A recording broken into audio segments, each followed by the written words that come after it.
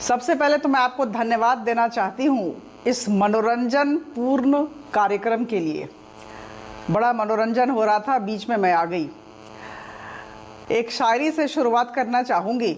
अपनी शख्सियत की क्या मिसाल दूँ, न जाने कितने मशहूर हो गए हमें बदनाम करते करते।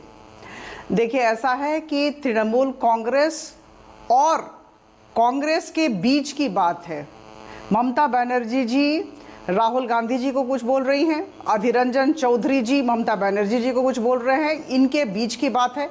जहां तक भारतीय जनता पार्टी का सवाल है, मैं बहुत ही स्पष्टता के साथ कहना चाहती हूं कि दूसरों के घरों में ताक झांक करने की हमारी आदत नहीं है।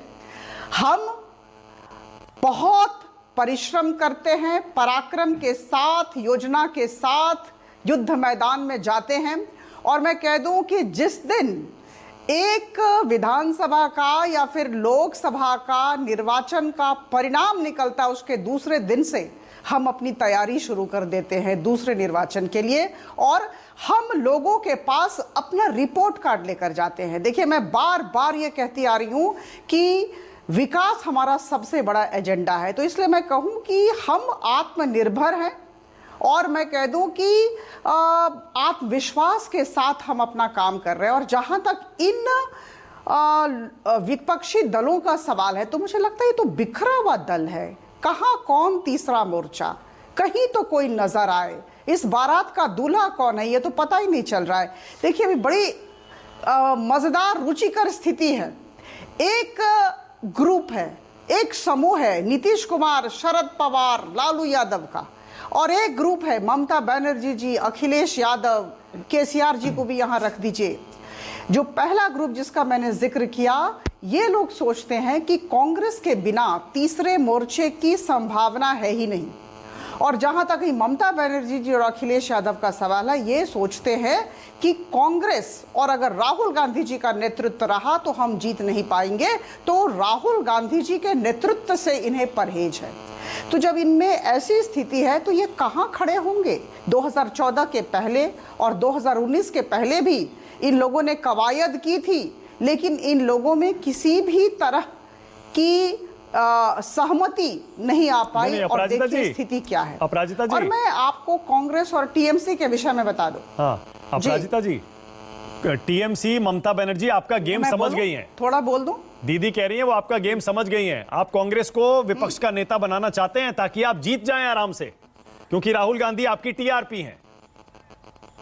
नहीं देखिए, मैं बहुत स्पष्टता के साथ कह दूं, हम विचारधारा आधारित पार्टी हैं। हम एक भारत श्रेष्ठ भारत की बात करते हैं, हम राष्ट्रवाद की बात करते हैं। अगर राहुल गांधी जी या कोई भी नेता हो, अगर अखिलेश यादव जी भी ऐसा करेंगे, तो हम निश्चित तौर पर उनके विषय में भी वही कहेंगे जो अभी संसद के अंदर और संसद के बाहर कह रहे हैं। किसी भी व्यक्ति का, और वो भी सांसद का, यह हक नहीं बनता है कि विदेशी भूमि पर जाकर देश की तौहीन करे, देशवासियों की तौहीन करे और इतनी बुरी बातें बोले। तो मुझे लगता है कि जहां तक इस इशू का सवाल है, तो यहाँ पर जो भी वहाँ रहते, कैम्ब्रिज में रहते, और अगर भारत को के विषय में अपशब्द कहते, तो भारतीय जनता पार्टी और एनडीए हम लोग निश्चित तौर पर सिर्फ कैम्ब्रिज की बात नहीं है अपराजिता जी। ममता दीदी कह रही है कि आप हमेशा यही करते हैं। आप चाहते हैं राहुल गांधी विपक्ष का चेहरा बने रहें, क्योंकि आप उनको आसानी से हरा लेते हैं, इसीलिए इस बार भी आप वही चाहते हैं। पर वो आपका गेम समझ गई है। देखिए, कहीं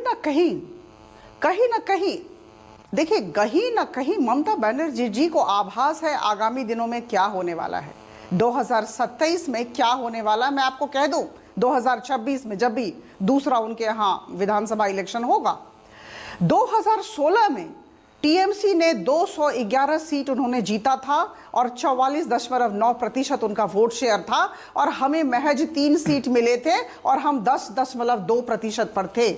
उसके बाद हमने मेहनत की, हमने पश्चिम बंगाल में अपना जनाधार बढ़ाया, और हम अभी 77 सीट के साथ विधानसभा में फख्र के साथ बैठते हैं और 38.24% हमारा वोट शेयर है।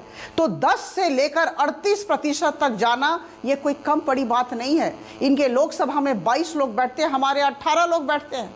तो कहीं ना कहीं ममता बनर्जी जी को आभास है कि जिस तरह का लीप, जिस तरह का जंप, जिस तरह का सुधार भारतीय जनता पार्टी के प्रदर्शन में आया है, क्या पता कल क्या हो।